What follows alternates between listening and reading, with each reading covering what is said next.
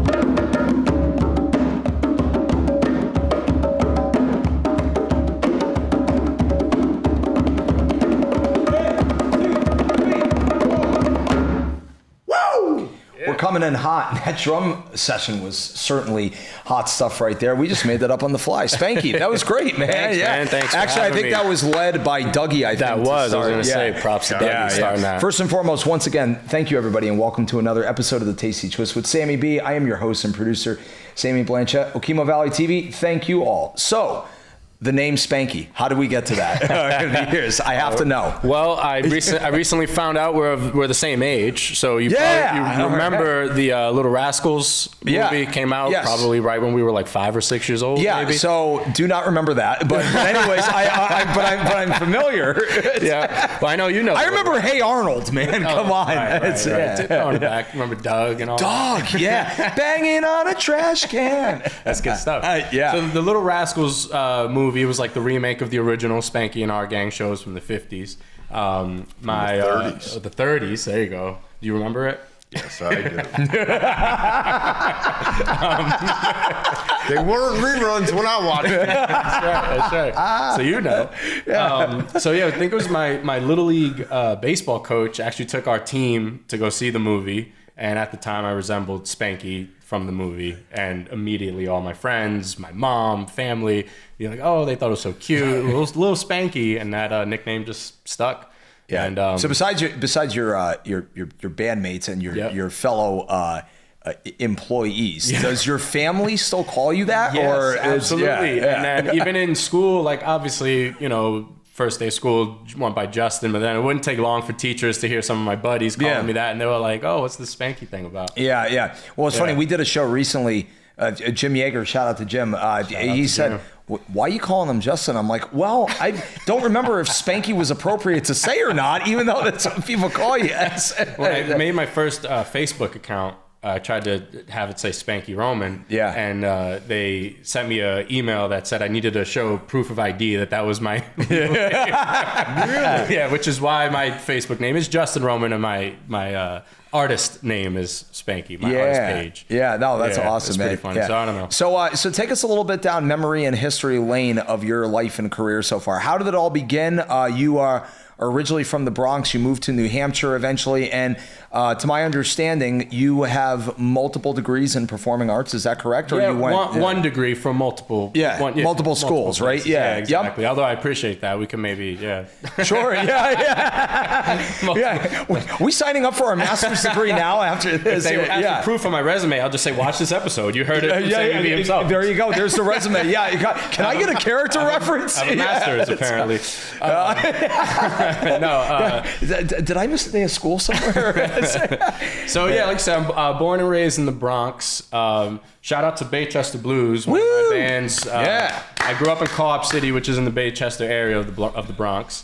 And I was lucky enough, along with my brother, Chris, to go to a camp in Piermont, New Hampshire, called Kingswood Camp. I'm repping them as well. Nice. Kingswood. I like the classic on that. Classic baseball look. Classic. Absolutely. For sure. Yeah, with the tail swoosh. You already know. Yeah, exactly. Classic summer camp. Well, stuff. Sometimes you got to get words in between the tail also too. That's right. Yeah. So when there you go. Dougie's got it. Yeah. Actually, this is a really cool connection. This shirt is older than both of you. Since 96. Since 96. Not true. I'm sorry. Not true. This one isn't, but... That's kind of a cool full circle thing, actually. My bassist from the Baychester Blues, one of my best friends growing up in the Bronx, Mike Farley, used to always wear Drunken Monkey stuff. And I've got pictures of him, our first gigs wearing Drunken Monkey. That's cool. Any relation to Chris Farley? No relation to Chris Farley. But he would get that often. Speaking of passing away too soon, I always love the clip. Did I ever joke about this with you? He's it's one of those skits on the Night Show. And I guess his name in this skit he's Jerry Sozio, and the host is Kevin. He's typical Chris Farley. He's smoking the cigarette. He's probably hammered before the scene or whatever. Anyways, because thanks, Kevin. So I'm in the supermarket the other day, right? And this guy cuts right in front of me, right? Because he's only got much stuff, but he doesn't ask me, right? So I says to the guy, I says to him, get this, right? Hold on. I says. And he just never gets to the point. It's just it just keeps him. Oh, goodness. Okay, so anyways, Lyman College and Westchester Community College, right? Yeah, it's Lehman College. Lehman College in the Bronx. Right. So first, I got an associate's degree in performing arts from Westchester Community College. Nice. Shout out to Serge Volpe. He was one of my band leaders there. I learned a lot there. I learned how to do some digital music stuff there as well. That's where I first learned to use Logic and all that. Oh yeah! Wow, that's a throwback. Yeah, right there. It was in Westchester, just north of the Bronx. Went there for a few years, and then I got to go to Lehman College, where I continued performing arts. Studied with a bunch of great people. Special shout out to a guy named Victor Rendon, Latin percussionist. Oh, nice. Learned some of the bongo skills from him, and some congas and timbales and all that. Did you stay right on campus your whole time? When you were studying? So I commuted to school my whole life. Was working, was playing gigs while I was teaching lessons, while also going to school. Right. At the same time. Awesome. Did you do any specific internship stuff with music school? Whether it was on the technical side, I know you mentioned Logic, but or was it just, all right, I graduated and I just hop right into bands or open mics in the city or somewhere? Pretty much. Actually, so I first started learning to play drums actually at Kingswood when I was a kid, but it was sort of just drum lessons, learning from older counselors. I knew how to play drums. Right. And I didn't really learn any formal music stuff until I went to high school, Columbus High School. And that's why I first learned to read music, play in an ensemble setting, classical music, jazz, all that. So when would you say you actually took your first drum lesson? I would count my first drum clinics at Kingswood as kind of a lesson, for sure. Gotcha. Shout out to Todd Sapiston. He still works with me at Kingswood. Oh, nice. Excellent. Still teaching kids. It's great. He paving the way for the future generation. Paving the way. He always has been. And those were my first. That's where I first found love with just playing along the classic rock and playing drums, and then kind of got the more formal stuff later in high school, learning to read music and all that. And I would say, never any official internships, but right out of high school, I knew I wanted to be a musician of some sort, and I knew I liked to teach music as well. And I first tried to make it just gigging, which in New York City was really hard at the time. A lot of competition, I'm sure. Competition. Yeah. And my mom was, pretty strict on, she's like, if you're gonna, now that you're graduating, you're an adult, 18, if you're gonna continue living at home, you're either going to be in school or have a job or both or whatever. So at first I was like, drumming is not a yeah. So I learned real young. I was like, Mom, it's time during the day. Mom, I'm going to pay the rent with these drums. I was like, no. So played, did the whole circuit, played gigs with my friends and had some bands and all that. But very much like you just pointed out, realized I was like, all right, I'm going to have to go to school. And was able to still, study music while, doing my responsibilities. Did you ever watch the show Friends? Did you I like definitely Friends? seen a few episodes of Friends growing up. There was a skit where Matt LeBlanc, who played Joey, he was on a Conan one year. I think it was like maybe 10, 15 years ago. He went completely out of the spotlight after Friends stopped. He just went in like hiatus and everything. But when he got back out and he was doing interviews and stuff, he goes, yeah, before Friends started, he goes, I remember like talking to my mother one day. I was like working in the restaurant industry, and I said, I think I'm gonna quit and I'm gonna go to the city and like try to become an actor. And she goes, oh no, Matthew, what do you know about acting? I don't. I'm gonna like figure it out on like the fly. And Conan goes, hey, what does she say to you now? And Matt goes, thanks for the Mercedes. Right. Yeah. So you never know. The drums could get you a Tesla Cybertruck one of these days. Yep. Love Tesla. And as those reels with Joe Pesci looking as it go by, what in the F is this piece of... the back of it. Right, that's the thing. Yeah. It's like, this is useless. My first car was a 98 And it's just Taurus. ugly. 98 Ford Taurus. That could fit the kit in the back. That thing had a massive trunk. Gotcha. But then I had a Plymouth Voyager minivan. Ooh. Had the whole trio Easy fit in the load, van. load You know out. what I mean? But no, but CD player in it, by the way, which a lot of cars don't make them now. I had the CD player under the passenger seat. It was like a 6-disc changer one. Yeah. Is that where you do the plug-in car cell phone? Remember that also? Yeah, man. So get back to that. So what did you have for other jobs, like as you were living at home? Yeah. So my first summer jobs, I guess as soon as I was 14, you could get like their parents' permission to work jobs. I was actually working at Nathan's Hot Dogs. Oh, yeah. Nice. Yeah. Not the. Have you ever gotten sick of hot dogs? Now, No, then? not really. Yeah, I mean, I didn't eat them too much, even though they're around. But I worked at the one at the South Street Seaport, which is right on the Manhattan side, across from the Brooklyn Bridge. Okay. Pier 17. Okay. Not the Coney Island, the original Coney Island. Yeah. Oh, yeah. Okay. But yes, I spent my summers working at Nathan's Hot Dogs, and then the second half of my summer, I would go to Kingswood. Were you working cash register, or were you Everything. in the kitchen? Everything. You would do the back. You would be doing the dogs, the fries, the drinks. Yep. You'd be there beforehand, like prepping beforehand, and you'd be cleaning absolutely. garbage. Yeah. All the Orange things. drink. All the things. All the things. One thing I got to say about that experience working at that particular Nathan's, because it is obviously a franchise, but not huge, right? Not like McDonald's or anything like that. I will say that particular one, I used to receive the delivery of like 10 50-pound bags of potatoes, and every morning we would hand cut with the like kind of old school machine, iron cast thing, and it like splices them, and it splices fresh them every day. The fries yeah. out of that place were fresh every day. They were good. That's awesome. That's awesome. And you learn, and you learn, and this is going to be a nice segue into where we are now in our mid 30s, and Dougie, where you've been for a long time as a contractor as well too. You learn a lot about people on the fly. 1,000%. Yeah, and, customer service, man, 101. You learn a lot about people. Learning real early, especially in the city, taking the train from uptown Bronx all the way to literally downtown Manhattan at 14, 15 years old. You have to be there on time, the responsibility of all that. It was great. It was a good environment to work in.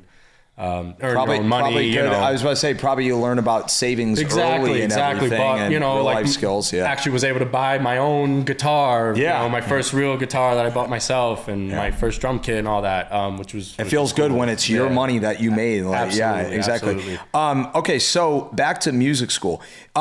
Did you like it for the most part? Were you ever your own worst critic? Because I went to music school also too. Yep. Was it challenging? Did you embrace it a lot, or were there a lot of stressful moments throughout the course of your study? I would say yes to all of that.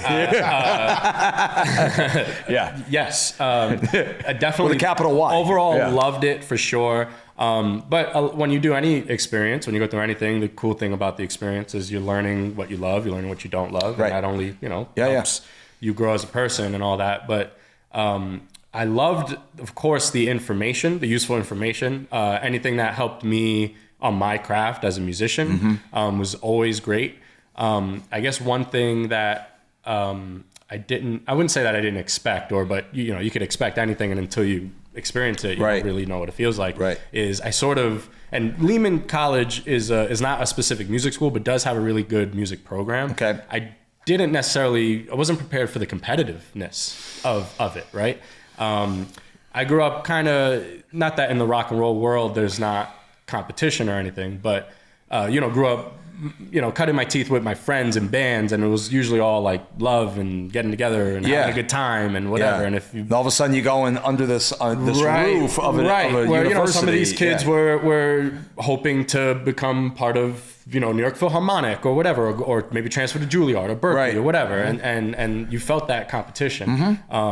You're kind of going into it in a way that I did at WestCon in Danbury, Connecticut, where I was not great at sight reading. I loved listening to records and albums by ear. Same. You want to go in with an open mind and a peace, love, and vibe and just observe and learn more. Sure. And whatever you get out of it, and yes, as long as you graduate and stay with it, whatever it is that you make out of it. But yeah, that's the ultimate goal. Once I got to theory level 3, it started getting really almost like really technical, like competitive, like you said also too, between the right and again, I appreciate everything I learned from that, and I use it all, and I'm glad I have the language for when I do gig, because I play gigs on all sorts of sides of it, where bar gigs for fun and jamming, and I've also do some musicals and stuff where I am reading books. So I'm great. I'm glad I have that experience. It's awesome, where I don't feel so much out of water when I am in a more strict kind of environment. And we've talked about this before too, and it's in your bio as well too on Facebook. Yeah, oh God, you read that thing? I probably haven't updated it. I did. That's what I prepared last night, dude. All the notes. Multi-instrumentalist. So I would imagine, guitar, piano? Drums were my primary instrument. Yes. Actually, quick historical throwback to mention my dad. My father, Joseph Papi Roman, was a trumpet player. He played trumpet with a guy named Ray Barretto, which is, he was one of the most popular conga players in the Latin jazz scene. He was Charlie Parker's conga player for a bit. He played with Dizzy Gillespie for a while. Yeah. So my dad was in Ray Barretto's band, which was a pretty big deal. And in that time, they would tour with Tito Puente, all that. So technically, the very first instrument I played was a trumpet. My dad had it around. But drums were my first instrument. And then later on, through playing in bands, classic drummers, like anytime there was a break in rehearsal or whatever, I'm like, yo, how do you... Teach me this chord. I want to do the exactly. Sound, I want to do Smoke on the Water. Right. I always got to be in the back. All the band pictures are always covered with symbols and stuff. No one sees me. I'm like, I want to go out there. So just started picking up guitar, just having my friends teach me a few things, and then also taking some clinics at the summer camp from some guys. So when you studied music theory and improv, regardless of the levels in college, how important was your takeaways from that and applying it to the other instruments that you've learned? Very much so. I think, like you said about yourself, everything all my foundational stuff was learning by ear, learning the records, learning from, hey, teach me how to do that, tabs. Yeah, transcribing or transposing solos or whatever. And So sort of, it's sort of like the which came first argument, where I know there's certain musicians that learn primarily from sight reading first and then have to sort of develop that ear. I don't think there's any right or wrong way. It's just how it happens, right?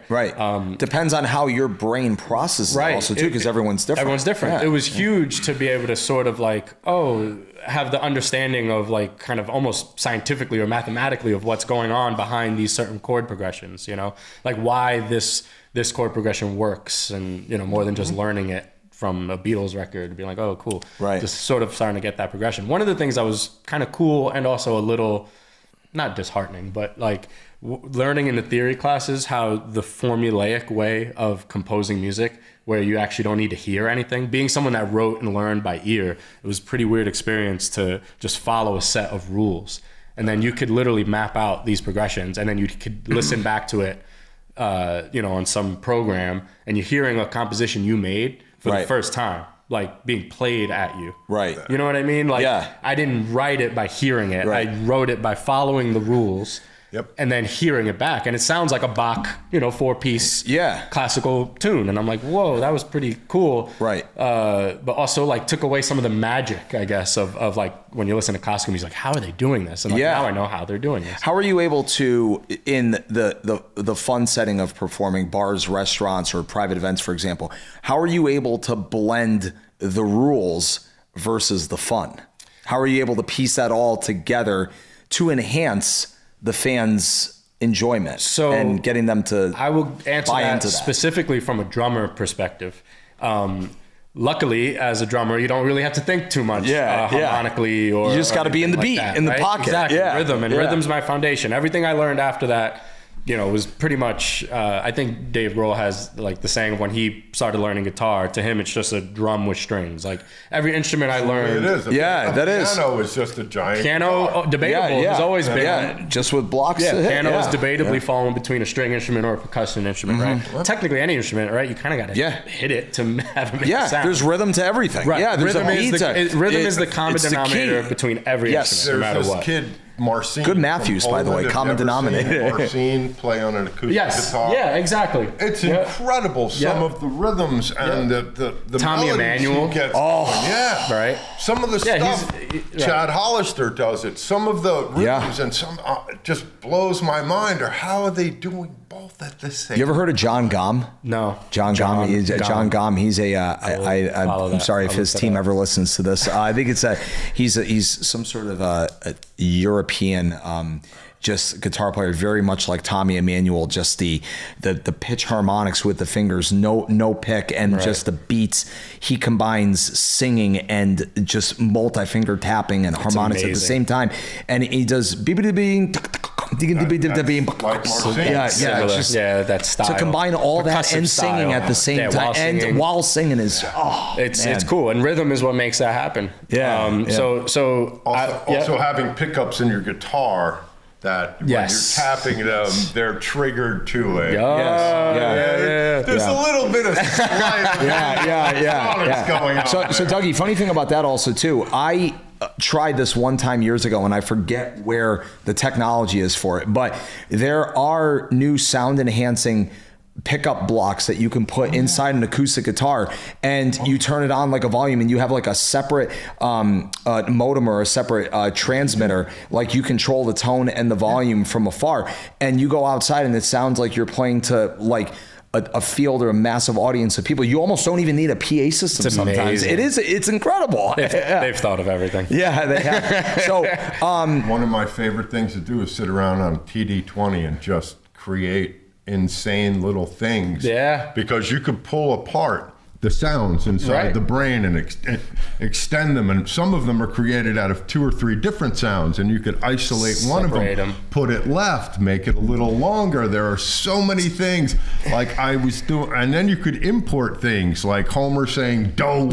and I just started importing it. Why you little? Why you little? You can actually do that now. It takes a little time, and nobody really wants to hear it when you're done with it. That reminds me. But it's fun. I'm forgetting the name of the band, unfortunately, but there is kind of a sort of viral video that Mike Connerty, he plays trumpet in Funky Flats, also bassist in Patrick Ross band. He sent it to me. It's a band doing immigrant songs at the right in the break. The drummer has one of those pads, and he plays like one of those clown noises. It's just like donk. The whole band, like they're playing to like a huge crowd, and he just puts in this sample, and the band just dies laughing. They keep it together. They keep the song going. And if you think that's advanced, there's probably 50 million reels out there of 15 seconds of doing stuff like that. Exactly. What blew my mind was when I first hook up the drum brain and stuff, and you just hit, okay, they've got a little thing on here, a demo. And when you realize that demo with all of the stringed instruments and all the guitar sounds and everything, all just what's in there. Is all inside there. You can make this. Thank you. It was like, what? Yeah. Yeah, I remember getting my first little like Casio when I was a kid with all the same demos. Thing. Yeah, it's like whoa. It's got the pre-recorded tracks, and then you can just noodle. Like you didn't know scales or anything yet, but you're just playing, and it's making like clown noises or beat noises. Right. Yeah, that's good you said that. Like you said, you didn't know scales, but just by learning these songs, you didn't know. I guess kind of to bring it around to your other question was like kind of realizing, oh, I was learning all this stuff without knowing I was learning. Yeah, without actually figuring out the rules yet. Right. So, did you take lessons before school? No, yourself? Not officially, other than at the camp. At the summer camp, taking those drum lessons. Gotcha. Never took any official lessons. And I do think it's sort of, I grew up in an apartment and couldn't have like a drum kit, a full drum kit. Right. I do think it helped in some ways my development to do what I call mental drumming, where in between the summers, I would do a lot of air drumming and also like tapping on things, right? But also straight up visualizing, like closing my eyes and seeing myself behind a drum kit and sort of practicing that way, like in my mind, which I think helped me develop that skill of practicing mentally, where I would get fill-in gigs, especially in New York City, where it was like, cool, we need someone tonight, and it was like, learn this, and I would like sort of practice it on the way to the gig. And have it sort of down. How often did that happen? Pop-up gigs. I don't know, a few times a month at most. Sometimes it'd be a lot at once, and then not much. But how soon would you get the material? Like a couple hours beforehand? Some days the day of. Sometimes I'm sure there's times you already knew the material. Yeah, if it's cover band stuff, then a lot of times you know the songs. But then you'd also have to learn. Like that band might not exactly do it. I learned what questions to ask. Like, do you do it like the recording? Let me know if there's any extra. Right. Whatever. It got a loose feel to it. Right. Yeah. Right. Because sometimes I've learned you can do yourself a disservice over learning a song, and then you get there and you're like, I know the arrangement. The band's like, oh, we actually don't even do it that way. Yeah, because they have one guitar player instead of two, so he has to go from playing rhythm to lead. Case so in you've point, got also to too, fall over into prepping for a podcast. You never know. You could overdo or underdo anything. It's better to have be more prepared. Right? Absolutely, have a little bit. Yeah. Wrapping up the instrument talk. Is there any instrument still that you haven't learned yet that you'd like to? Absolutely, all of them. They're like everything. When I was at WCC, so main thing was percussion. That was my main instrument. But for one semester, you had to take a secondary instrument, something you hadn't played. And I chose tenor saxophone. Nice. Always an instrument I love the sound of. Yeah. Drums, warm. Drums are probably my favorite instrument to play just because it's like the most comfortable. But bass was always been my favorite instrument to listen to. Drum and bass, Yeah. go We always say you got to have those two locked in. So bass is always like, whenever I listen to music, I actually tend to listen to the bass almost more than anything whenever I'm listening to a song. But saxophone was always that instrument where it was like, if I could learn any other instrument, I want it to be sax. So I did learn some tenor sax in college, and that was fun. And sort of to get around to your other question about like how learning sort of these rules or learning all the other instruments helps. I do think, along with the mental drumming, whenever I play in any band settings, although I'm drumming and not having to think harmonically or progression wise, I think my ability to understand what the other instruments are going through and like having played them in different settings, because what's possible and what's not. And I think other musicians appreciate that I can sort of help set people up well, right? Yes, yeah. Because I kind of can know, I'm like, all right, I know what this progression is doing, so I know I can set this up better. Case in point, if you're listening to the bass and the guitar do the walk downs where they're playing the one, then they're doing like the 5 with like the third in the root or whatever that is, the continual walk down the scale, along with the eye communication between the other rhythm players. If you can hear that, whether you have perfect pitch or not, like you said, you're setting the rest of the guys up in the group for success. Exactly. And I think a lot of puts a smile on your face. Yeah, also, exactly. I think a lot of musicians enjoy playing with a drummer that sort of is like, I'm thinking of what all you guys are thinking of. It all blends into one. Yeah, and it only helps. Yeah, it only helps my drumming out, and I can play more musically. I can play a little less. I always say when I'm teaching my students, don't always think like a drummer. Just think like a musician. Right. Think about all of it. Before we get into your updated career with your bands around here and everything, it's a couple of them with Jim Yeager. Let's play like the favorites question. Sure. Okay. Yeah. So, favorite drummer / musician of different instrumentation and why? Favorite drummer / musician. So like a tenor saxophone player or like a guitar player or musician. Start with the drummer because that's like easiest. Yeah. Sure. Yeah. Favorite and why?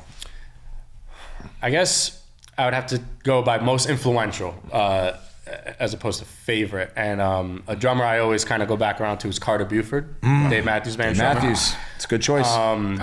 He's probably my single biggest influence. Playing open. He plays open so well. I'm like, oh, you son of a... And he switches back and forth seamlessly. Switch back and forth, open, no problem. close. With a smile the entire time. Yeah, he doesn't care, but never misses the perfect time either which way. He is always It is amazing. Yeah. Him and that Stefan Lassard connection, man, is just so rock solid. Absolutely. Yeah. So Carter, I knew about Dave Matthews Band growing up in the 90s. Yep. Like, they had their hits and all that. Yep. I can't remember the exact what got me into it, but I ended up with I think someone like, you remember the days of like downloading things, maybe illegally. Yeah. No, never heard. No, nothing to see here. I feel like a buddy of mine, he burned, you could burn. Kids back in the day, we used to have these things called CD. We used to have CD burners where you could copy things, all legally. Anyway, I got a burned DVD of a studio session that Carter Buford did with Victor Wooten. Seen it. And so I had heard of Dave already just from like hearing some stuff on the radio. Was O'Teal in that mix also, too? I don't know if he was on that one, but I know they put out a few. Yeah, Victor and O'Teal have collaborated over the years. Course. Yeah. Anyways, And it was just like a studio session of Carter and Victor playing through some Dave songs where it was just the two of them doing their arrangements of some Dave tunes. And that was sort of I was like, whoa, who's this guy? And that's what got me into him. So definitely a big influence. And interestingly enough, the first few years I started playing drums, I played open hand. And I think it was maybe because I kind of had saw that video and was like, maybe that's just how you play, even though I'm a righty, not a lefty. And eventually I started, crossing over. But the fact that I learned a lot of foundational things this way helped me later on. The ambidextrous, being able to, Dennis Chambers can do it as well. And Chambers, the crossovers. Yeah, Billy Cobham, another one of my biggest Vinny influences. Caliuta. Yeah. One of Jeff Beck's guys. Yeah. Great Jeff Beck, I man. love some of those Jeff Beck concerts with Vinny and Tal Wickerfeld on bass. It's Great funny. shows. She's a little bit older than us, I think, man, but she still looks like 12. Yeah, she does. Strangely enough, good band with great rhythm section. Did you know that she actually was the fill-in bass player for Incubus a couple years ago? I did know that. I did know that. Yeah. And Jose Pasillas, the drummer from Incubus, definitely I would put him in that same realm. Jose Pasillas, Carter Buford, Danny Carey from Tool. Okay. Oh, yeah. Those were my 13, 14-year-old foundational. Billy Strings sat in with Tool a couple years ago because he's electric guitar shredder, man. Billy Strings, Yeah, you can shred it. Yeah, so I would say those are like a lot of my foundational drummers. Yeah. How about would you watch Karen Carpenter one? Oh yeah, you seen her? The Karen Carpenter video. She blows my mind. Oh, yeah. She was so good on the drums and singing at the same time with that voice and the dynamic way she played on the drums was just beautiful. You have a favorite guitar player or horn player? I would say this could always be a top three also. Yeah, exactly. Favorite guitar player. I have another top three question I got to ask you. I would say my two favorite guitar players come to mind just right away are Santana and David Gilmour. Those would probably be my two of my favorite players. Just the style in which they play. Rocks. Kind of melodic style of playing. Not those overly... are two solid choices. Yeah. Man. And luckily I got to see them both. Oh really? Yeah. Wow. Where'd you see them? I saw them both at MSG, Madison Square Garden. Really? Same show or? No, not at the same time. That'd be cool. Santana opening for Pink Floyd. No. I saw Santana at least a few times. Once at MSG, maybe once at Jones Beach on Long Island. And then I saw David Gilmour in 200009 at Madison Square Garden. Gotcha. Yeah, that was phenomenal. So what group was David Gilmour in? He just solo. He had just put out, I think it was in between, he had a solo album called On an Island and another solo album called Rattle That Lock. It was in between those two albums. Yeah. He did do a large amount of Pink Floyd repertoire. It was phenomenal. I think it's great you bring up the David Gilmour reference because when I was in music school and it was, again, the part competition of like the sight reading and like really learning the jazz and classical stuff quickly as a rock and roll guy. Yeah, the chops. Meanwhile, I'm just like, wait, hold on. Arpeggio sweeps. Can you give me a year or two? Like, can you give me? Yeah. Anyways, it's almost like weightlifting. Yeah. It's kind of what. But my jazz guitar professor and adjunct teacher, Chris Morrison. Shout out to Chris, one of the baddest bebop, really all around guitar players, but one of the baddest bebop players I've like ever heard on guitar. Yeah, he told me one time in a guitar lesson, he goes, David Gilmour is my favorite rock guitar player. So even from a jazz nerd, like hearing that, yeah, Gilmour is my favorite. Just the tone, the feel, the passion. What he created for particular songs, the way he wrote and orchestrated it, and the way he just envisioned it was brilliant. Yeah. Which songs are you thinking of? Just all of them. Yeah, I love Animals. Animals is my favorite. Animals is a great record. Album. I think the opening 3 minutes into "Shine On You Crazy Diamond" Part 1, that chord. I just saw a reel on that the other day, and the guy was like, "How did you?" Yeah, he's like, "How did you come up with that? How did you come up with that?" And he goes, "Well, it was the mid '70s, and we were all just like, goofing around, like in rehearsal. Gilmour was just explaining it. Yeah, but Shine On is fantastic. Yeah. Just his tone. Yeah. The patience. The patience. That was on Time, right? All of it. Was that Time? What? Yeah. That was that Time of you doing? I thought that was Roger Waters' bass part, right? He was just. Yeah. I don't know. Sounds like an oil can, buddy. Yeah. I know. Now his guitar solo on that song is mind blowing. I think it's Guy Pratt who's Gilmour's bassist I think when he was still doing the 90s he's Pink Floyd. He's a slapper way more than when they do that song, I don't know if that's how Roger Waters recorded it, but I know when they do it live, Guy Pratt actually does the clock noise by muting the bass strings and with a pick, and he's just going. Yeah, it's pretty cool. That's so cool. Yeah. It's like the story. Jay Osborne told me about this. The story about how "Sweet Emotion" from Aerosmith came about, where they broke that instrument like the second that they did that in there, and they didn't have.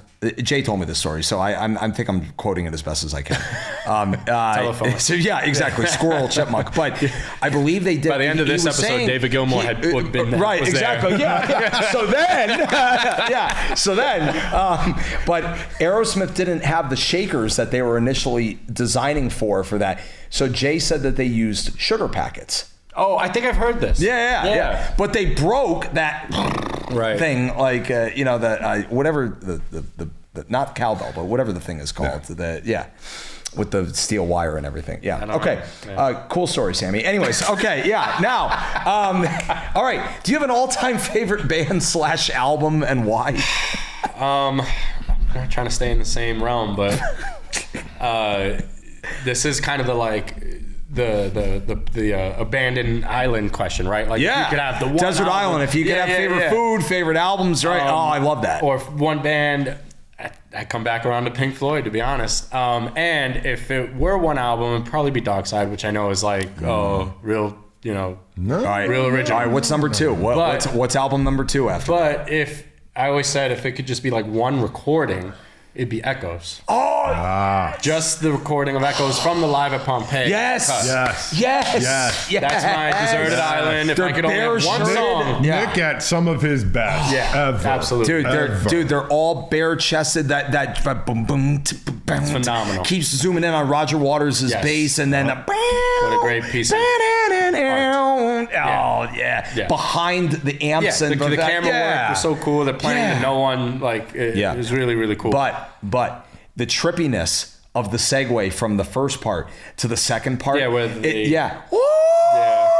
It's like right out of a horror movie or like one of those Pennywise It movies or something like that. Like it's in the middle of the woods. They were ahead of the game, man. That was even pre-Dark Side. And they were doing that when you had to create that sound, take a week to create that sound, plugging in wires to different things that had no labels and just blowing stuff up because you didn't know if it was going to work. Should we call the fire department? No, we got this. We got this. That amp and that board are shot, that'll work for now. The old Daffy Duck, great trick. I can only do it once. It's like, and he's the angel flying up in the sky. That was great, Dad. They loved you. I know, but I can only do it once. Yeah, that would probably be it. Yeah.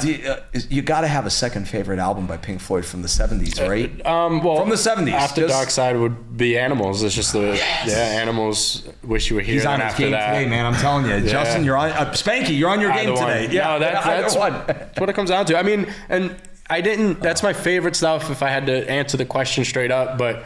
That's not like I didn't get into that stuff until mid-teen, I mean, I knew about it, but it wasn't what I grew up on. Being a 90s guy, what did you first start listening to? Well, my core stuff was kind of like what your parents listened to, right? So I grew up obviously on all the salsa Latin music that my dad was playing and my mom was listening to. Yep. And my mom, outside of the salsa music, my mom's favorite stuff was Motown. So my can't go wrong with Motown, man. First, like the things I remember, like wearing out on my old Walkman, like my tapes, like biking around, the headphones. Yeah, dude. Yeah, the foam, with the orange foam. Into my Walkman was like Temptations and Kids Motown. Today, are you listening? iPods. Stevie Wonder, like because that was my mom's favorite stuff, so that's what I listened to a lot. Yeah, that was like the foundational stuff.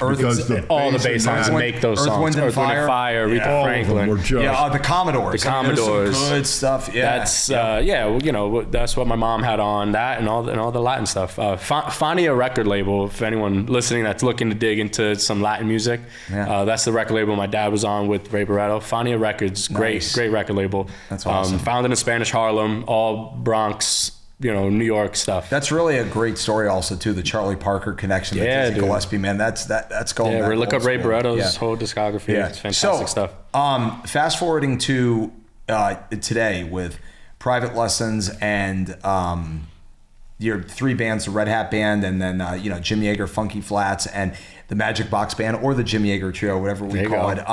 Patrick Ross. Yeah. How is it? How unique is it balancing three different bands kind of at the same time? Is there a lot of similarities, or are there different mental approaches and preparation approaches to it? Definitely, all different. It's like one main approach to the instrument, but then of course you got to have naturally different approaches to the different bands. I love it. I as you can tell just from our conversations, I'm really a genre-less person. I find bands and artists and songs and examples of things I love and things I don't love in every genre. There's no one particular genre that I like. So one thing I've really been kind of happy about being able to play with so many different bands is sort of being able to scratch all the itches, right? Like Red Hat Band is mostly a cover band, definitely classic rock. Actually, shout out to Rick Cloxton, his favorite go-to line whenever, I'm sure you get this a lot when you're setting up. People come up to you, what kind of music do you play, or what genre you play? Rick always says, we only play two things, rock and roll. Which is like just a classic, like everyone always with or without the red hat. Right, exactly. He didn't have it on at Mountain Music Festival. I think it was too hot. It was too hot. He had it on for a little, and he had to take it off. Way different to now. Was that English? Way different today. Hoodie weather today. Yeah, right. Well, we're in Vermont. We're in New England, right? How did you meet Jim and Chris? So playing with Jim Yeager, I think the first time I met Jim was because he was looking for a drummer for the Funky Flats thing, and I think he put out a post on Facebook. And shout out to Sarah Joe, a mutual friend of ours. He put out a post, was like, "Hey, looking for a funky drummer," and a mutual friend of ours tagged me in that post. That's awesome. She had known me through, she had seen me play with Patrick Ross Band a few times. So she, seen my drumming and definitely knew I was into funk music for sure. And tagged me, and that's kind of how it worked out. And then I started working, at first Jim already had his like cover band, the trio stuff going. And he started plugging me into that right away and started gigging with him a lot. Did he try to show you how he wanted the beat? No, no. I figured he would be like, that is you're probably the guy who could go, let me show you. No, but you hired me for a reason. Yeah. That's a great point. And to bring it full circle about playing with multi-instrumentalists. He's a good drummer. Yeah, exactly. Exactly. I think solid drummer. No, yeah. Original drummer of the Whatnots, man. Solid. Yeah. So a drummer coming into a band who the drummer is now playing guitar. That's why I was Well, so I went through. I'm sorry. Go ahead. Yeah, no. I was just gonna say, Jim and I we link up on a lot of levels, and that's one of them for sure. The fact that he's also a multi-instrumentalist and drumming being one of his foundational instruments.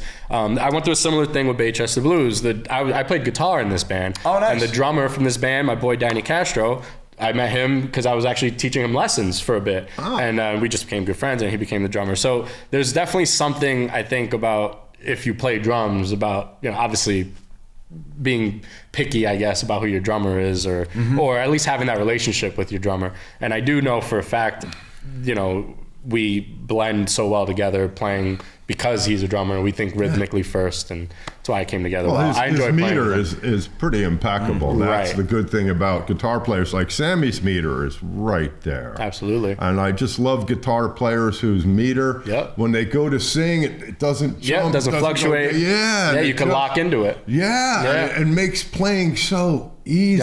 Exactly. That's a great way to put it. And you could still play to guys who change it.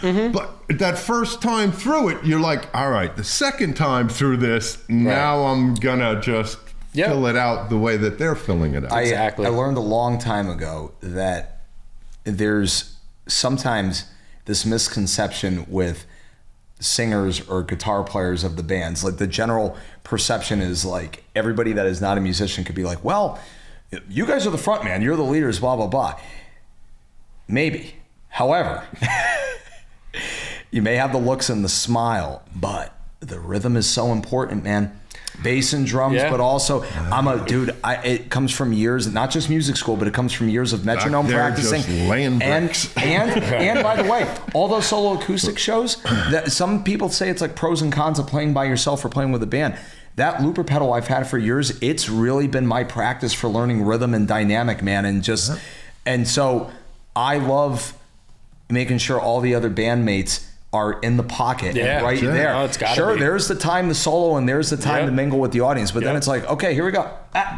Boom. Yeah, absolutely. Yeah. Good to be tight, Sammy's famous on the back of his guitar. Oh yeah, that's right. Yeah, that's the drummer. Cues coming up or something. No, he don't. Nice. Just what Sammy does. It's very light, but it's just always watch. There it is. Well, there it is. Playing with someone like, with people that play multi-instruments, it's like cool. I know what he wants to do as a guitarist. He obviously knows what I'm trying to do as a drummer, so it's just easy. He knows when to feed me a cue or whatever. I don't know. I'll pick it up. Every band has their quote-unquote headman or leader per se, but would you say in any band that you've played, especially these three ones, that there's equal leadership or equal direction between everybody? Like you're all on the same page as far as what songs to play or where can we go with this? Is there open-ended discussions? I think it all depends on which band and what our setting is, right? I think one of the things that a lot of band leaders like playing with me and someone like Chris McCampbell, shout out to him too. Shout out to him, Awesome bass player. Great phenomenal bass player. Sweetest. By the way, shout out to Patrick Ross and Tygart, by the way, to all these people that we've been shouting out. No, I think something that's almost like a sports team is everyone knows their role, which is great. So I think people, I don't like to use the word sideman necessarily, but you got to know what you're doing, right? I think people like working with us. People hire us because we know when to let the leader lead. Yeah. And that's huge. You got to be coachable. I think that's why I get to play with so many different people, is because I'm going in completely open-minded, and it's like, I want you to tell me what you want from me, because that's the only way I can best deliver it. So I think because I'm that open to it and not trying to necessarily pull in a different direction is why people like playing with me. It's an old working environment, man. First and foremost, you got to obviously respect and want to be there for the owners or the managers, whoever you're working for. But after that, if they're willing to work with you and you're willing to be versatile and flexible, It's great for your resume, man. It's 1,000%. It's a great builder, man. Being a team player as much as you can. The more you learn and want to do, like say in baseball, for example, you could play first base, but hey, you want me to play right field? You want me to catch every once in a while? Rafael Devers. I am. I was gonna bring Rafael Devers up too. Did you play sports also too growing up? I did. Baseball was my main sport. I played catcher. God, he picked up on that. Yeah. Like I blew a fart. Like and naturally, I know. This might hurt the viewership, but naturally being a Bronxite, I am a Yankees fan. Did you go to the old Yankee Stadium? Absolutely, a bunch. Been to both. What's your favorite part of the stadium, like for seating and everything? Honestly, bleacher creatures, man. There you go. Yeah, the bleacher creatures. That's where it's at, dude. I remember my older brother Joey taking me to a game when I was a little kid and sitting back in the bleach area, and he's like, "You're gonna hear stuff, just know it's adults being adults." Gonna be a little bit under the influence. It's hot. Yeah. But it was obviously exciting. I mean, baseball is a game with a lot of downtime, so entertained by the crowd. But not as much anymore because they got the pitch clock now, which I think. Shout out to Rob Manfred and the Players Association, whoever I'm giving a shout out to. That is a good thing. A classic Red Sox Yankees game has gone from 4.5 hours to 2 hours. 45. But it has a true rhythm. Right. It's not you're going to take because this guy doesn't like when the pitcher takes long. They used to have the analytics for all of that. This person's impatient if you make him wait 25 seconds. Yep. That was ridiculous. A lot of people were complaining, like, it's changing the game. But if you looked at the analytics, the game naturally moved faster. Before. So it was like some of the old timers that were like, I don't want the game to change. They're sort of trying to bring it back to the old day when pitcher didn't take so long between pitches. Absolutely. Just give me the ball and throw it. The average time of games in the 70s and stuff was closer to what we're getting back to now. If we could just get back to the old school brawls of Nolan Ryan like this, putting a guy in the head. And not every player getting injured. But with all the pitching changes they make nowadays, it naturally takes longer. It used to be a guy came out and pitched at least 7, 8, 9 innings. And now it's games you're up by the third. Complete games are a thing of the past. Fifth, and this guy's lefty. It just slows. It's true. Hey, take me down memory lane really quickly. We first jammed New Year's Eve at Jackson Court. Was that the first time you ever sat in? That was the first time, I believe so. A Jim Yeager trio or Magic Box Band. Or Chris's Kids. Chris's Kids. We go by a different band name every gig now. I remember that show being not only cold, but a lot of people. And I just remember, I think it was the first time really jamming with, or it might have been that or last May. Anyways, it was one of those. And just, man, you guys are a tight rhythm section, man. Led by Jim, obviously. You guys are a tight rhythm section, man. And all the years I've had experience in Connecticut, just being either a side rhythm guy or like the main lead guy in a band with another keyboard player or another guitar player. Right.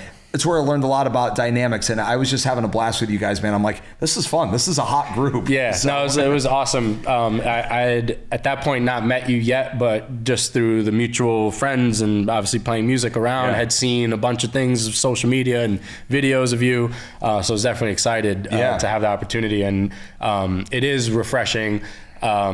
Obviously having that lead voice that can come in, because Jim, heck of a player and heck of a lead player, he doesn't give himself enough credit. I agree. He shies away from it sometimes, which I understand as well as a rhythm drummer based guy.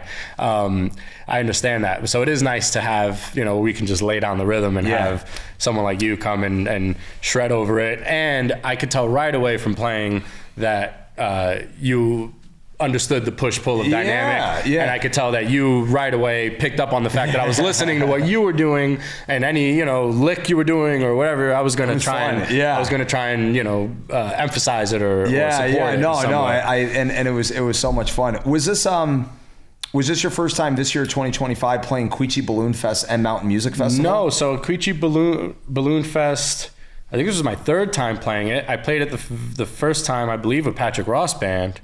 2 or 3 years ago, I guess, and then did it with the Funky Flats, and then this past one did it with Jim Yeager. That was a great weekend, and with you, even though the balloons didn't really. So three years now, I've played the balloon festival, and I think I've seen one balloon inflate, not even take off, just inflate. Wow. And there's usually like 50 to 75. Yeah, it's wind, high wind every mostly, time. But it's always a fun thing. Like I had no idea. how big of a deal that festival was. It was super cool. Yeah, it's first time doing it with Patrick Ross. He's just like, hey, you free for this day to do this balloon festival? I'm like, oh, cool. I'm a Bronx kid. I was like, I don't know what's a balloon. What's a balloon? Yeah, hot air balloon festival. You gotta have something out of Lower Manhattan, eventually, right? Yeah. All of a sudden, you're at the top of the Freedom Tower. Yeah. So in addition to life on the road and the hours put in as a multi-instrumentalist, you work for a painting and carpentry company also as well too. Yeah, right? my partner Morgan Movell, her dad has a business, Movell Painting, and I guess a few years back during the winters, I started helping them out with interior painting because obviously in the winters up here in New England can't do anything outside. Yeah. No exterior painting going on in the winter. Yeah. And we do some interior painting during the summers.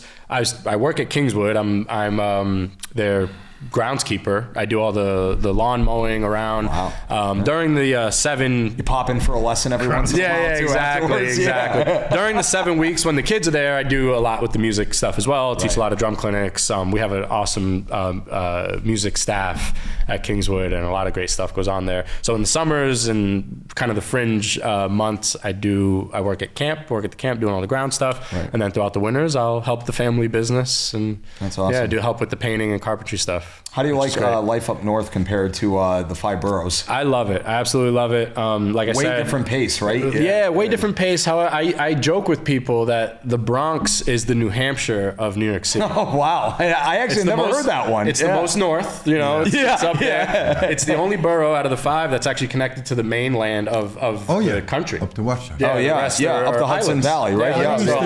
I used to take. God, I'm going back to the early '80s now. I used to take the A. We weren't born. We were -6. All the way, all the way to the end to 232nd, I believe it was. Yep. Is the Stella D'Oro factory still there? I don't know if it still is, but definitely used to be way up. Yeah, because I just used to love to go up there and smell the anisette. And there was a bowling alley on the 3rd floor out there, somewhere past Dykeman. Yeah. I used to go out there. Is that where you got your first turkey? Is that where you got your first turkey? No, I'm just going through some Bronx stuff. I love 7-10 split.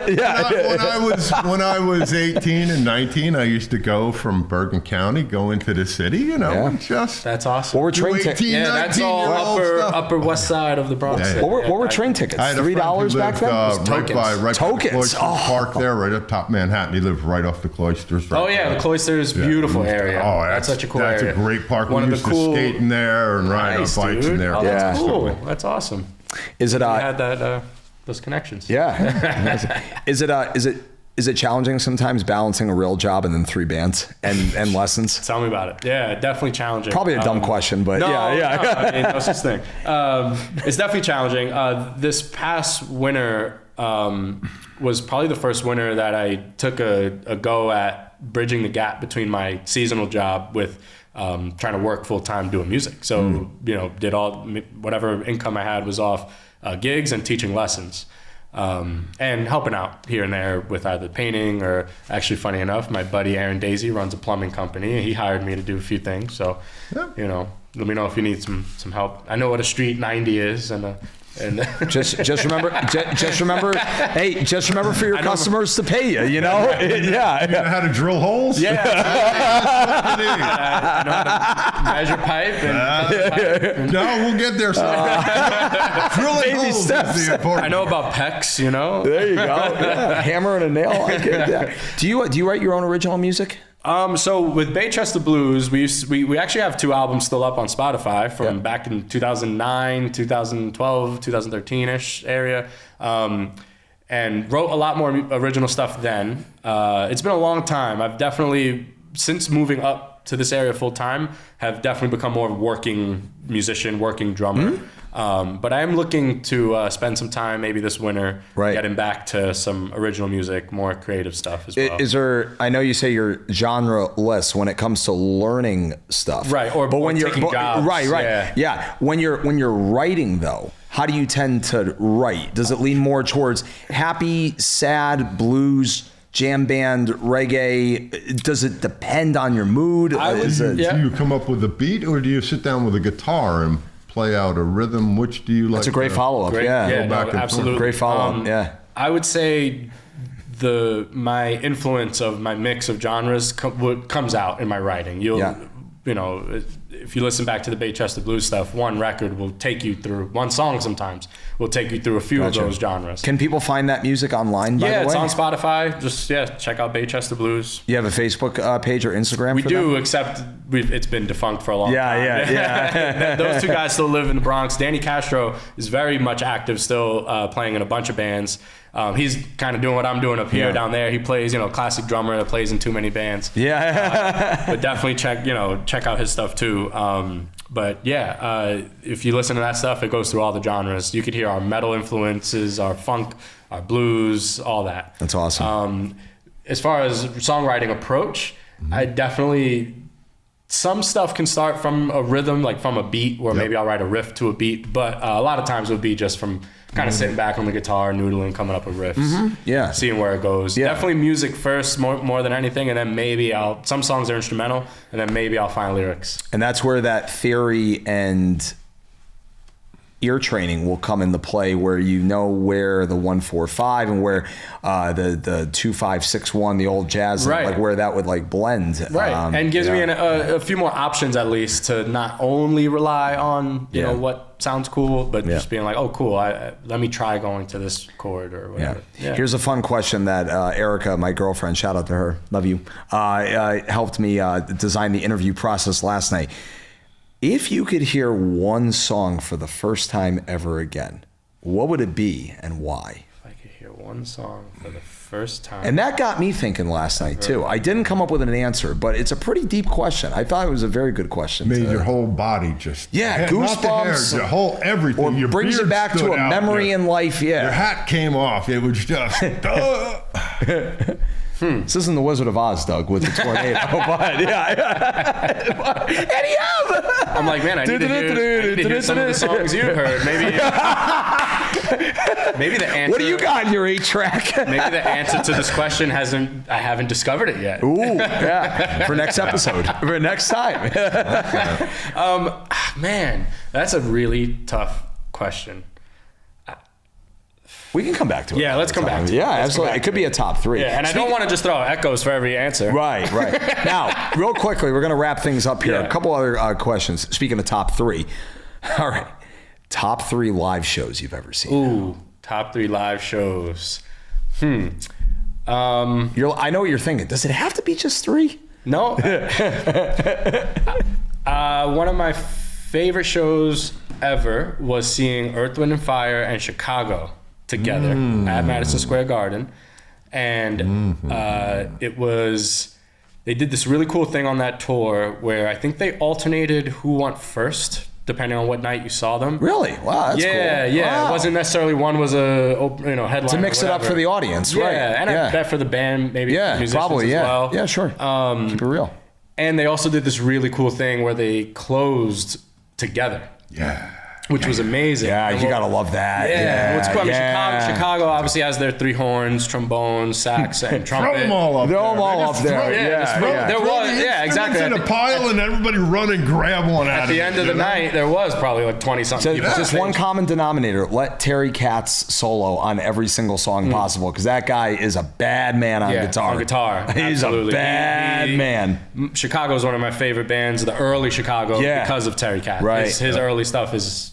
That was Chicago for me, the early stuff. Okay. It got a little cheesy. Next show. Yeah. So that show was great, and then when they did the thing together where what they did was they would ping pong songs back and forth. Ooh. So it was like they all did a Chicago tune, then they all did Earth, Wind & Fire. I like that. It was really cool. I like that. That was a cool experience. I like that. Kind of medleying both of them together. Exactly. So this isn't necessarily a 1, 2, 3 order, but definitely got to I saw Paul McCartney at Yankee Stadium. Oh, nice.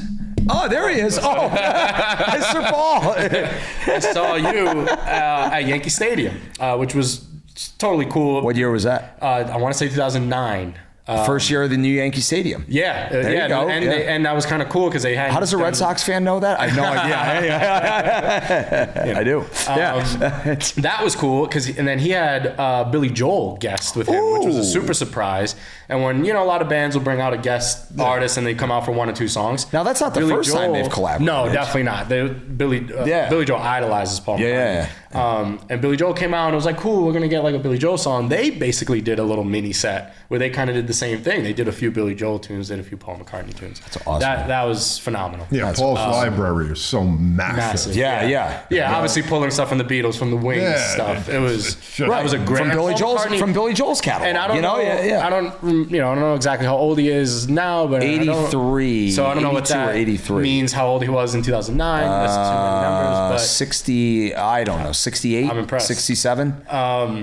I'm old school. I could do math in my head. Impressive. Yeah. Here's the shipping and receiving. But at that age, he was Isn't all math. It is. Yeah. Just like all matters are personal. Yeah, right. Math and talking about numbers are just a human construct. Anyway. But they are evil too. But he was running around the stage. It was just amazing to see him still performing like that. That's awesome. Yeah, I would say those two shows were huge. That's awesome. I don't know if you've ever seen P-Funk live. I think Bootsy Collins. I didn't get to see Bootsy. I didn't get to see Bootsy. I believe I saw him one year. It might have been 2007 or 8 at Gathering of the Vibes in Bridgeport, Connecticut. The old Sound Down Sound Festival, which is not happening. We won't go down that road, Bridgeport. But yeah. Anyways, that's great. He played with Buckethead recently. Who did? Bootsy? Yeah, they did a Bootsy. Buckethead played at Higher Ground recently. Dude, I saw it. He was like 5 or 6 years ago. Yeah. I saw him there. I was at that show. I wasn't there. I wanted to be there. It was Buckethead, KFC bucket on your head. That's amazing. Just a monster. Great guitars. So, is there any with your kids that you teach or humans that you teach? Yeah, all ages. Is there any sensical, strong advice, life and music wise, that you give them, that you approach to them, that you want to share to the world? Absolutely, on the podcast? Absolutely. The way you approach your instrument, when in regards to playing with other people. So I do teach obviously the ins and outs and the technicals parts of learning certain beats and learning techniques and all that. But I very much emphasize on what I call musicianship, your relationship with other musicians. And really you can apply any of these sort of rules to life. Yeah.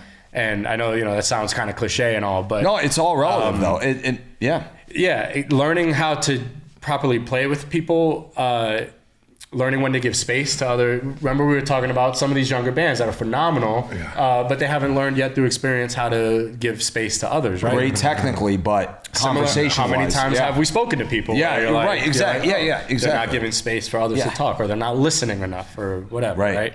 So I call and response, like learning call and response. Right. Exactly. So I emphasize very heavily those parts of music in the lessons, not just the X's and O's of playing drums. Kind of those relationships. Don't what be it's like triplet. How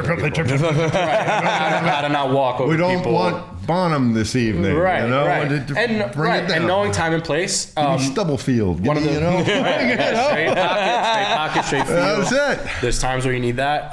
Also, the biggest thing that I really emphasize, more so actually as far as dynamics go on drumming, is exactly that, volume dynamic, right? Yeah. The drums are a naturally loud instrument. Knowing how to play to your room, knowing how to play to your space, which is why I say try to take gigs in every environment. Play the little coffee shops, play the bigger stages, learn how to play differently in both settings, right? You have to play differently. Learning to be aware not only about who you're playing with, but who you're playing for.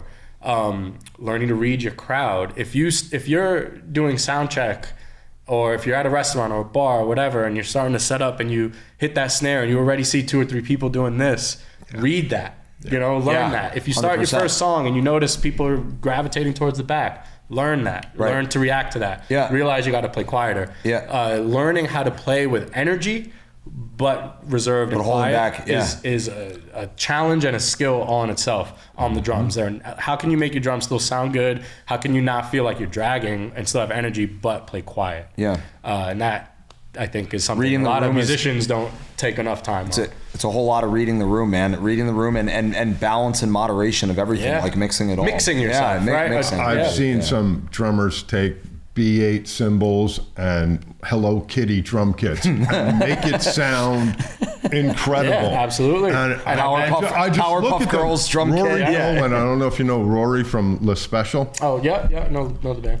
Incredible. He could pretty much take any drum kit and make it sound so full. Right. And it's just it's amazing to me how he could do that. Yeah, how it's drummers can it's do because that. he's playing musically. Yes, it doesn't matter what the sounds are. Yeah. I can make it he sound blends good, it, but on the blend it fly, well. you could just sit down and on the fly, just boom, out of tune, doesn't matter. Yep. Okay, so I'm over there on that tom, and I'm in the that comes center from of that experience. tom. I bet having tons of experiences playing in gigs where you don't have your own backline and you don't know what to do, and you got to show up to these gigs and you can't, freak out if the setup is whatever. Yeah. And I'm sure you've seen the opposite side of the same coin.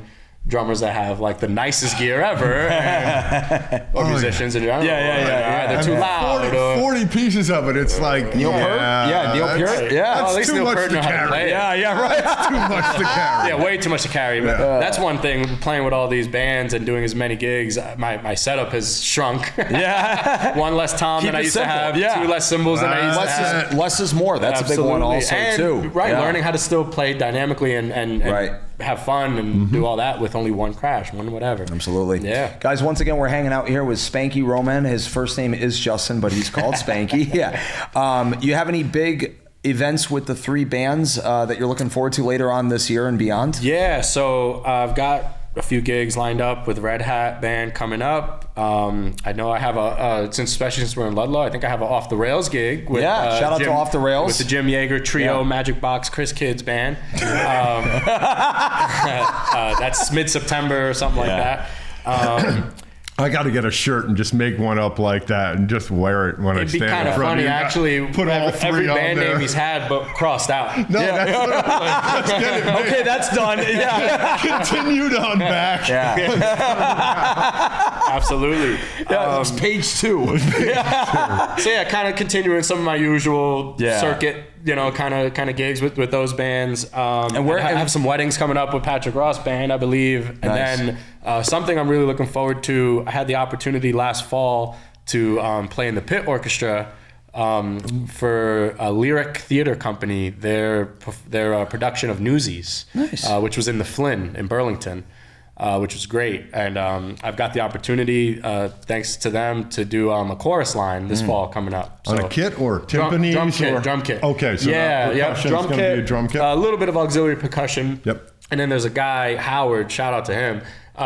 He plays percussion. It was such a cool experience. Now, is that a sight reading gig or by Yes, or by very much sight reading gig. This is, I get the book. I get the book in advance.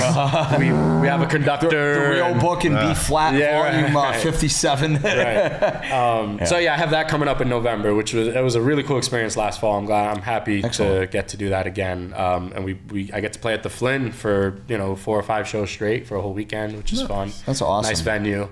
Where on social media and the internet, besides Jim Yeager's directory, VTNHentertainment.com, where can people find on Facebook and Instagram ways to find you and the band? So if on Facebook, my artist page is Spanky Roman. Just type in Spanky Roman, you should find me. My personal Facebook page, Justin Roman. You can feel free to say what's up, send a friend request, whatever. And on Instagram, it's just Spanky Roman. And that's a great way. I'm trying to be better. I'm trying to learn from guys like you and Jim Yeager about promoting myself a bit better. Jim doesn't give himself enough credit on that. He's like, dude, I'm a dinosaur. I don't know how to use any of that. I'm like, Jim, you do fine. He's doing well. Yeah. He's Well, doing the fine. biggest thing I need to learn is to not just wait till the day of to be like, hey, I'm playing a gig today. But I mentioned this in so many episodes. Spanky, just get the tattoo of the thing on your QR code. QR code. At this point, you might as well just tattoo it on your hand. But Dougie, if it's Bandzoogle or Canva, well, and you don't pay the invoice, and then the URL becomes invalid, the code doesn't work. Or and now you're the dead band keeps in the changing grave. its name, and you keep running out of room. You wind up sleeved with the whole tattoo. Imagine you're at your funeral and you got your casket right here, and like your aunt and uncle, or like your kid just listening. He goes, "What is that stupid silly QR code?" Imagine it's 2055 and QR codes become non-existent, but they look at your arm and you're like, what is that on there? Why is that like a Imagine thing? it's like civilization's way on and they find like and then we become the planet of the insects. Still donate. They're like, what is Cash App? Yeah, what is Apple Pay? What is Venmo? Oh my God. By the way, I want to give a special shout out to Off the Rails and also Okemo Valley TV. On Saturday, October 4th, we are doing the first annual Okemo Valley TV Oktoberfest from 12 to 6 sweet. with music by Jenny Porter and Red Daisy Revival. There might be another band in between, but also shout out to Ty McCarthy and the Wheelers VT for putting that all together, and all of our sponsors, including one in-kind sponsor, Sammy B. I put that on there. We have Sponsor yourself? Yeah, bro, do you even know? God, I had, last question I want to give for you, and then we'll do shout outs. What are your own personal future music goals? Definitely continuing to work as a drummer. It's been so much fun getting to meet so many different people and getting to jam with so many people and playing through the different avenues that I get to play with. And I do want to shout out, like, outside of these regular bands that I play with, thanks to an awesome network of drummers that I've gotten to meet. I've done tons of fill-in gigs with a lot of different bands as well. I've got to play with the Conniption Fits, with Adam McMahon, who I know you've had on the show as well. Yeah. Phenomenal He's player. a phenomenal player, man. I get to play with him. A band called Borderstone I filled in with. I love doing that kind of stuff, getting to meet people, getting to network. Not being someone that's originally from up here, I like, getting that opportunity to meet people. So I would say continuing working with as many bands and artists as possible. But then I think, like you said before, I think one of my goals is to start getting back to some personal stuff, some creative stuff. Original music. Yeah, writing stuff and going back to playing other instruments. I haven't really done much on guitar in a long time. Do you have any sponsors yet? Cymbals, drums, sticks. Yeah, endorsements. My favorite stuff to use, I mean, it is, a lot of the big companies. So they, I don't know how much endorsement I have in the future with these people, but actually learn through teaching is a great way to get some hookups. Yeah. You never know till you ask. No, it's true. It's true. And the fact that I teach a lot of kids at the camp and I have a lot of private students, I mean, it's only smart for businesses, right? Start getting the kids to see your logos and using your stuff early on. Yep. I definitely would give a shout out to Diodario and Kala Ukuleles. They sent a bunch of free stuff to me a few years back, just because I reached out and told them I teach kids guitar, drums, this and that. They sent a few posters, some sticks. Talk to Vader. Maybe we'll get a Spanky stick. Right? The Spanky stick. 5B with the curl, with the tip down it. What's the other big one too? Zildjian? Zildjian is the other symbols I love to use for sure. Vic Firth sticks. That's I like to use. Remo heads are the heads I like to use. Kind of the big sort of the brands I saw my heroes using and the people that influenced me used. But I don't endorse those companies personally, but I definitely endorse them, as far as actually using them out of professionally. Experience. Yeah, professionally. Awesome. Yeah. I love them, and they're great. DW. I use Pacific drums, which are made by DW. Yep. And I love all that That's stuff. awesome, man. Yeah. I have to say, in the brief amount of time that we've known each other, I love your attitude. I love your smile. I love your enthusiasm. And I'm happy we were finally able to get you on here for an episode. It's the most we've spoken, because usually it's setting up right before it's like quick, and then we're going to like another gig. You've got to go to another Remo Casino. Yeah, exactly. Jim's like, hey, can you hang a little bit? No, I got to go. Yeah. Do you want to wrap things up, you want to give a special shout out to anybody? Definitely big shout out to Okemo Valley TV. This is awesome. Big shout out to you for having us. Shout out to Dougie.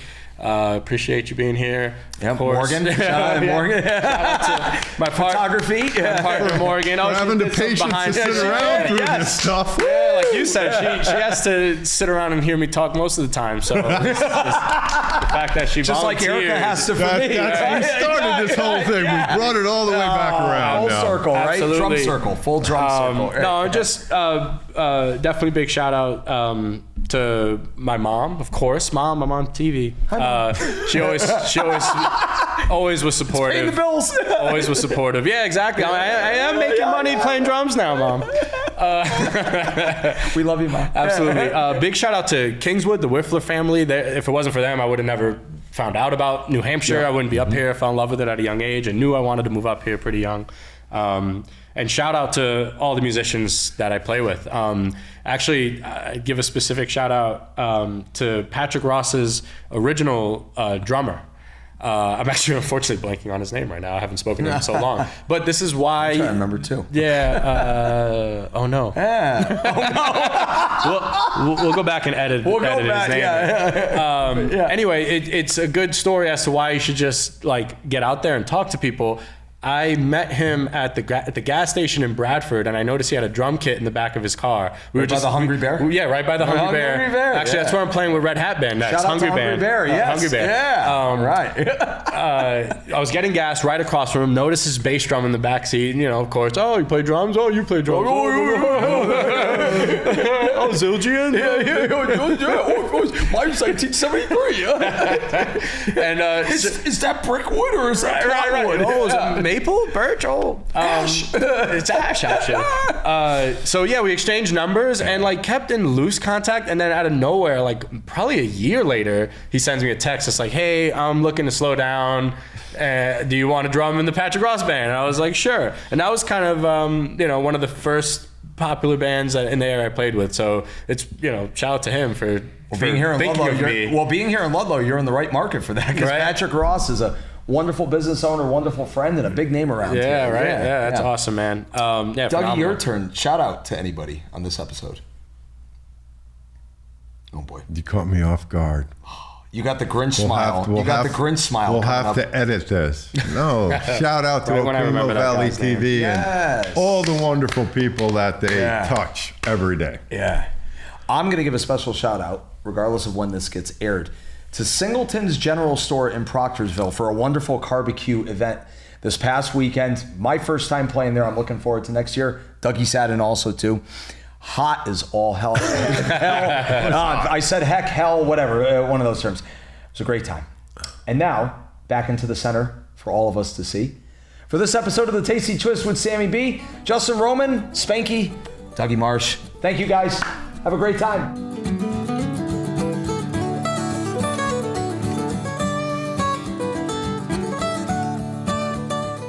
Hey, thanks for watching another episode of The Tasty Twist with Sammy B. Be sure to follow it on OkemoValley.tv, follow it on cable, or download their mobile app. You can also follow every episode on my website, SammyBmusic.com. Have a great day.